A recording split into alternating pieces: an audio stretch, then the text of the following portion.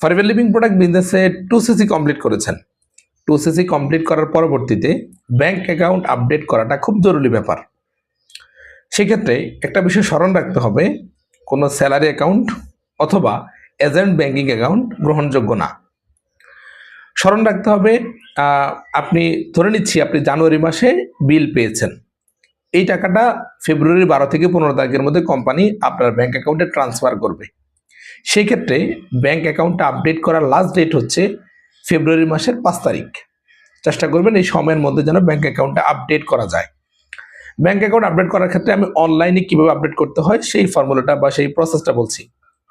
আমার এই ভিডিওর যেই কমেন্ট বক্স আছে, কমেন্ট বক্সের প্রথম দিকটাতেই যেই ফর্মটা জমা দিতে হবে, যে ফর্মটা পূরণ করে জমা দিতে হবে, সেই ফর্মটা দেওয়া থাকবে। প্রসেসটা হচ্ছে, আপনি যে ব্যাংক অ্যাকাউন্ট করেছেন, যদি ব্যাংক অ্যাকাউন্টে আপনার চেক বই থাকে, চেক বইয়ের চেকের যে কোনো একটা পাতার ছবি এবং ওই ফর্মটা পূরণ করে আপনি কাস্টমার সাপোর্টে মেইল করে দিলেই আপনার ব্যাংক অ্যাকাউন্টটা 24 থেকে 48 ঘন্টার মধ্যে আপডেট করে দেওয়া হবে এবং সেক্ষেত্রে আপনি একটা কনফার্মেশন মেইল পাবেন।